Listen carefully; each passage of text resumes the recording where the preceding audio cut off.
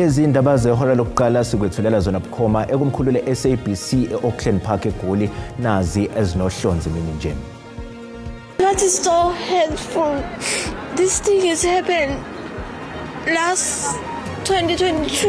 I think around this month.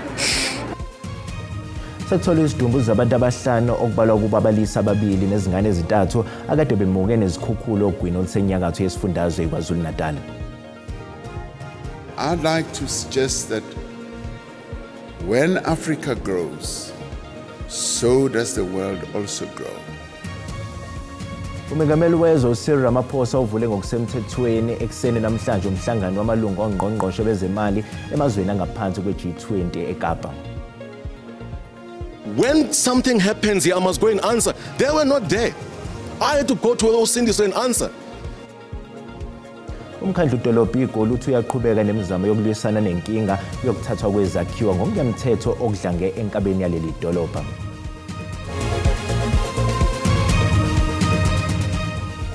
Ukuthola kube kuwembukeli yakwamukela ezindabeni ezingungqa phambili zehora lokuqala la ku-SABC 1 Mzansi for sure. Igama lami nginguDaud Phungula.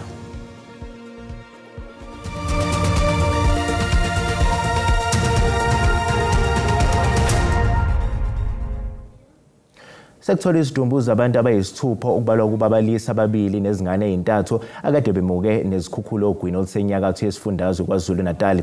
Ukuzwa kabanzi ake sixhumane nentatheli ye-SABC umlondi wakaHadebe ephelezelwe umethwebuli wezithombe uSibusiso Mathebula ePort Shepstone. Mlondi, asikwamukele ezindabeni zasemini sibonile ke imfanekiso yezimoto zitata emanzini izolo ebusuku. Sicela nje usichazele ukuthi ingabe unjani umonakalo kuleyo ndawo.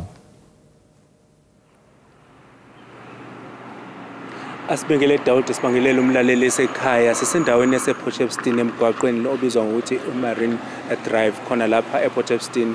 Ngizoke ngithi ukusuka ukuze mhlambe ke umthobelo wezithombe wethu asikhombise lapha ilapha indawo yalezi indawo bekade kukhona izithombe bezikade zisezigudleni zokuxhumana izolo ebusuku kuvela khona izimoto zintanta ngenxa yamanzi. Kodwa ke nje namhlanje sibonile ukuthi masifika lapha endaweni sifika amanzi engasekho, kodwa ke umonakalo uyabonakala ikakhulukazi ezitolo eziseduzana kanye negarage leli elithela upetrol elivaliwe ke namhlanje lingasebenzi. Kube indawo lapho kutholakala khona amaphilisi ekhemisi eliseduzane la khona lapha nalo lisebenzi, bese kuba khona indawo eziningi ezidayisa ama-parts okukhanda izimoto. Nazo lezo indawo azikwazi ukuthi zisebenze namhlanje ngenxa yokuthi izolo ebusuku kungene amanzi. Mabefika namhlanje bafika kunomonakalo omkhulu abathi ulinganiselelo ezigidini zamarandi, nekuyimanje bathi ungasebenzi kwabo usuku namhlanje kuzoholela ekutheni bangasebenzi izinsuku eziningi ezizayo engaba izinsuku ezintathu kuya kwezinhlanu, ngoba basazama ukuthi bakhuculule kule ndawo ngenxa yokuthi ke amanzi onze umonakalo omkhulu ngaphakathi ezitolo.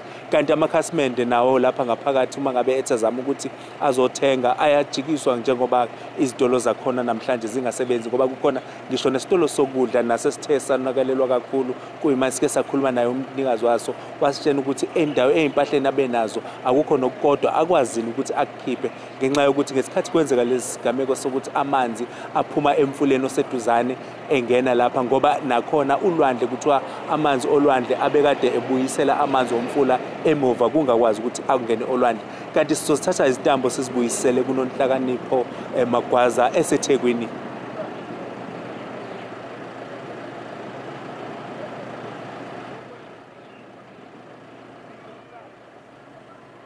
Joba kade echaza ke naye uzakwethu umlondi lapha ePort Shepstone nasi la eThekwini kuye kwaba khona leyo nhlekelele. Sike sahamba sayovashela lapha eMega City la khona isitolo izitolo zivaliwe ngenxa yokuthi amanzi ake angena khona agcwalisa zonke izitolo. Sithe kungena kancane phakathi, kodwa ke basibaboye basikhipha bathi hayi asivumelekile ukuthi ungene phakathi. Bakade besaklina ke bekhukhuluza besusa wonke amanzi lawa kade egcwele izitolo beklina. Manje sila eMgababa sithe siphuthume la eMgababa la njengoba nibona emva kwami umuzi lo ufike imvula enkathi ina izolo ufike wagugula yonke inhlabathi okade ephakathi ke usindile ukwazile ukuthi omakhelwane bamlekelele akhiphe zonke izimpahla ekade zikhona njengoba nibona nje ukuthi ikhishi lonke lihambile kulomuzi okhona la eMgababa la ngezansi kwethu kodwa ke futhi nomakhelwane ongezansi naye uhlele engcupheni njengoba imvula kuthiwa zisazobuya namhlanje ebusuku njengoba nibona nje amafu ukuthi asagcwele yona imvula kodwa ukhona umakhelwane okade ekhona la ebusuku asike sizwe ngaye ukuthi kahle kahle bahlale kanjani siyazi ukuthi nike namsiza umakhelwane mhlambe imvula iniphase kanjani ebusuku. Hayi imvula ayisiphathanga neze kahle sihlukumezekile impela nje kakhulu ngoba ubuthongo asibazi azange silale umakhelwane bengaphakathi endlini ngesikhathi kwenzeka lento kudilika indlu kudilika lento ikhishi engaphakathi nomfana wakhe bekuyena nomfana wakhe bengaphakathi endlini bengakwazi kulento ukuthi baphume ngoba nendlu inomnyango wodwa kungekho umnyango wesibili lapho bebengakwazi ukuphuma khona ngemuva kumele ukuthi basebenziswe ilento umnyango wodwa kodwa ngenhlanhla ke kaNkuluNkulu ukwazile ukuthi anyathele lapha anyathele khona kuleyo ndawo le bisidilikile namakhabethe lawa nje besedilika amakhabethe awela ngaphandle kusho ukuthi wasebambelela lapho kulowo makhabethe kulolo gedu lelo wadilikela phansi ukuze akwazi ukuthi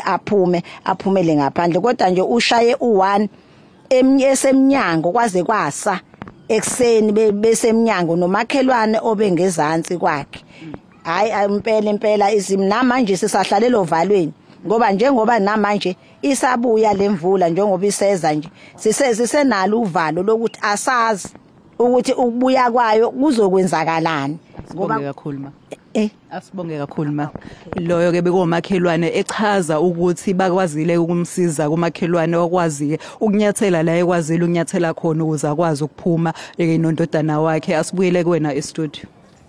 Sibonga kakhulu izona-ke izintatheli zeziko lezindaba ze-SABC uNonhlakanipho kwaMagwaza kanjalo ke nomlondi wakaRhadebe. Kanti-ke masihlabela phambili umengameli wezwe uCyril Ramaphosa uvule ngokusemthethweni ekuseni namhlanje umhlangano wamalungu ongqongqoshe bezemali emazweni angaphansi kwe-G20. Lo mhlangano wezinsuku ezimbili oqhubeka eCape Town International Convention Centre uyingxenye yochungechunge lwezinhlelo noma-ke lwezinhlelo-ke ezingaphezu kwekhulu ezizoloku ziqhubekile ngaphambi kwengqungquthela ye-G20 eyobanjelwa ke eGoli ngasekupheleni kwalonyaka. Umengameli Ramaphosa utshele ithunywa zalomhlangano ukuthi kuzofanele onke amazwe eG20 aphakamisa amasokisi ebhekane nalokho okuseyizithiyo ekhinyabeza ukuthuthuka kwamazwe ahlwempu. Ukuguquguquka kwesimo sezulu emhlabeni jikelele ngokunye akuchaze njengokulimaza kakhulu umnotho wamazwe ikakhulukazi lawo asathuthuka. Multilateral cooperation is our only hope of overcoming unprecedented challenges, including slow and uneven growth, rising debt burdens and levels, persistent poverty in many parts of the world, and inequality, and the existential threat of climate change. We are not moving quickly enough and even boldly enough to address the challenges that the world is facing. Umengameli ukhuthaze ithunywa ezobhunga kulomhlangano wongqongqoshe bezemali bamazwe eG20 ngokuthi babhekisise ngamaphuzu neindlela zokubekwa eqhulwini kwezwekazi eAfrika. I'd like to suggest that when Africa grows, so does the world also grow. In doing so, let us raise our ambition. Let us lift our gaze to deliver on the promise of growth and prosperity that this organization was founded for. Growth for all countries and for all the peoples of the world. And this, I believe, is the real mission of the G20. Unobhala jikelele we-ANC ufikile Mbalula umemezela ithimba lobuholi obusha beqembu KwaZulu-Natal. Umakadebona we-ANC uJeff Radebe uzohola lolu hlaka lwesikhashana ukuthi wayengusihlalo KwaZulu-Natal uMike Mabuyakhuli yena uqokwe njengomgqugquzeli weqembu esifundazweni. Leli thimba elisha linamalunga angama-67. The biggest thing before us is our existence. Our organization is out of power. We've got no luxury to be entertaining people with egos and falsehood that they want to become leaders at any given point in time and so on, and forget about this mess we are in and how we get out of it. Ngemuva kokungenzi kahle ukhethweni lwangonyaka odlule, ubuholi be-ANC kuzolonke buthe bekufanele kwenziwe izinguquko ebuholini beqembu esifundazweni. I-ANC yehla isuka ku-54% yaba ku-17% ngemuva kokhetho esifundazweni. Ngaleyo ndlela ke leli qembu laba ngelesithathu ubukhulu ngemuva kwe-MK kanye ne-IFP. Uconvener weqembu esifundazweni nguJeff Radebe, isekela lakhe kube nguWeziwethusi kanye noSiboniso Duma. Ucoordinator nguMike Mabuyakhulu, iphini lakhe nguNomusa Dube Ncube.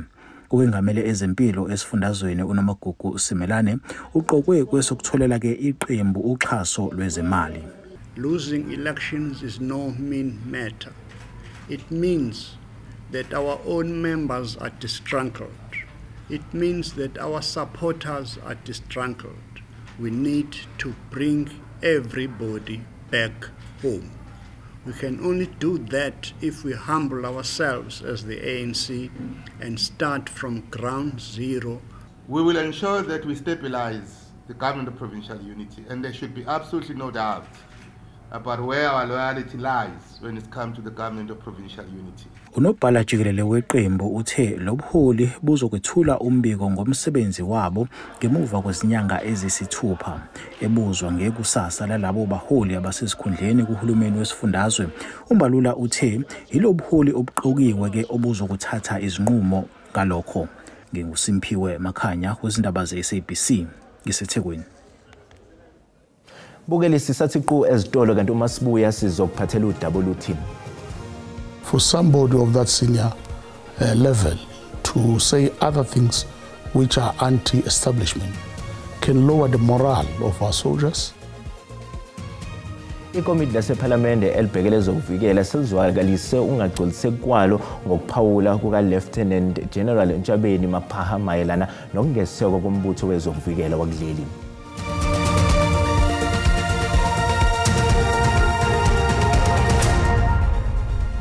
Sikubingelele sikwamukele uma ngabe usanda ngena odabeni oluphambili besibika ukuthi sekuthola izidumbu zabantu abahlanu okubalwa ukubabalisa ababili nezingane ezithathu akade bemuke nezikhukhula ogwini olusenyakatho yesifundazwe iKwaZulu-Natal.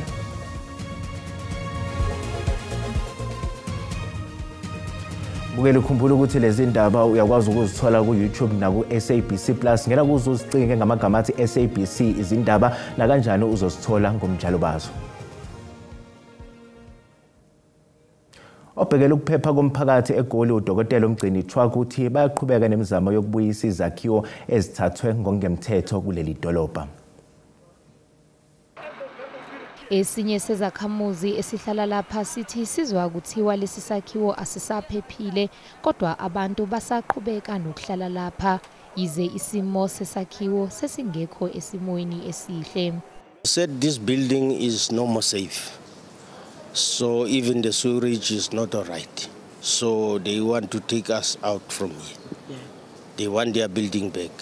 Uchwaku uthi okunzima kakhulu ukuthi uma kungavela inhlekelele kulesi sakhiwo uyena okufanele aphendule imibuzo ekubeni ebaxwayisa abantu ngokuhlala kule ndawo.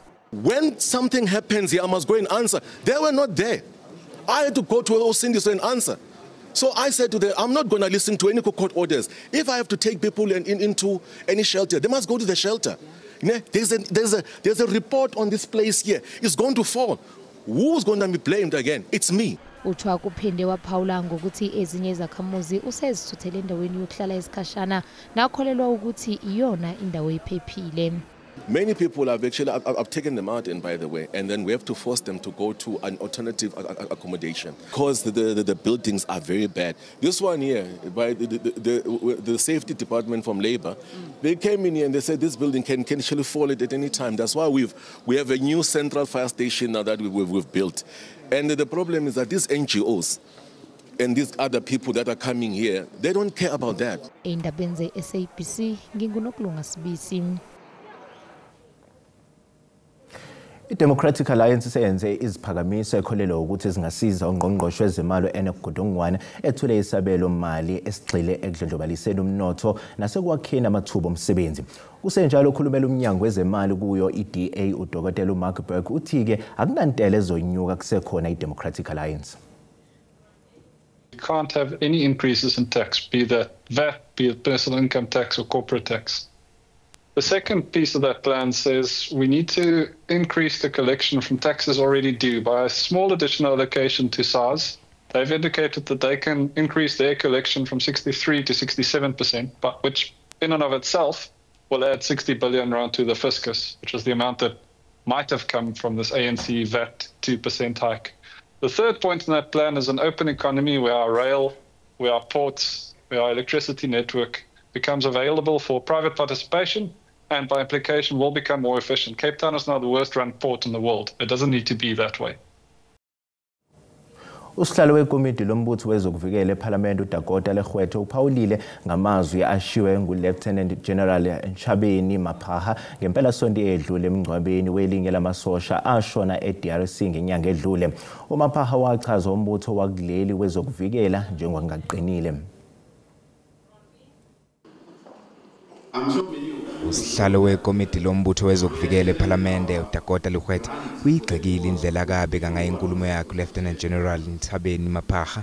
Maphaha wathi ekhuluma ngempela sonto edlule emngcwabeni welinye lamasosha ashona eDRC wachaza umbutho wakuleli wezokuvikela njengontekenteke. For somebody of that senior level to say other things which are anti-establishment can lower the morale of our soldiers, and it can also further create a trust deficit between the state and its people. Kodwa uthi lokho akusho kwakungeyilona iphutha kepha wakusho endaweni engafanele. Based on what he said, it was correct, but the occasion was not the correct occasion because it was a funeral. If he has to say anything about the state of the National Defence Force, he's a member, he's a general of the Military Command Council. He can say those things there. Ngenkathi ebuza ukuthi bona njengekomiti lawo lombutho wezokuvikela sebenzeni ukuhlangabezana nalezi ngqinamba uphendule wathi, what we have done as a portfolio committee, we have engaged the executive, we have engaged the presidency. We are moving our budget from 0.7% to the GDP to 1.5%. We want to phase in eventually 2%. Uphethe ngokuthi emkhakheni wamasosha kumqoko ukuthi uthini ngasiphi futhi isikhathi ngoba okushoyo kungasetshenziswa ekulweni nawe. Sidindo kuhle ngidi endabeni zeSABC. Izakhamuzi zasemakhanda kanye nezihlangane ezilwela umphakathi zinqoba ukumasha zifuna ukwesule esikhundleni imeya yomasipala wendawo.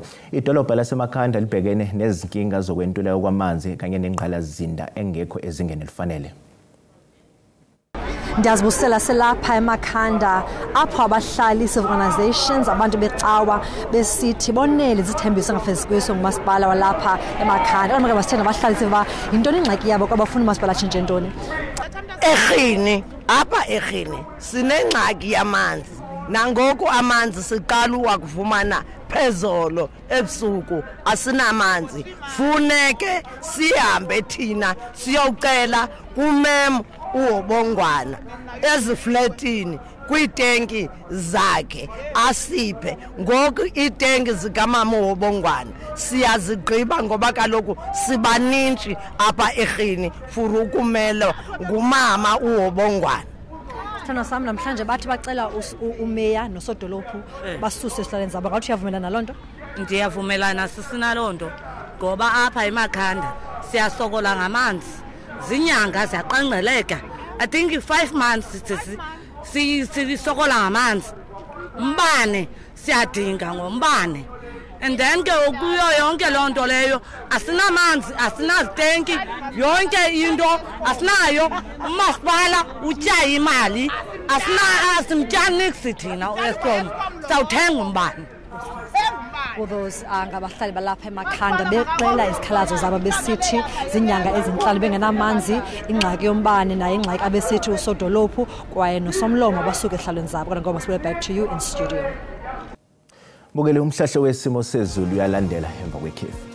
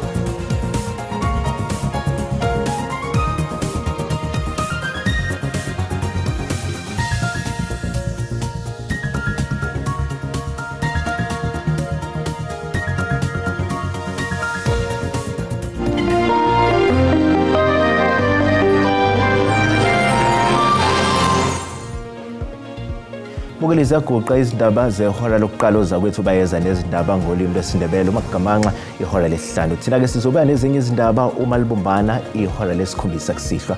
Usale kahle.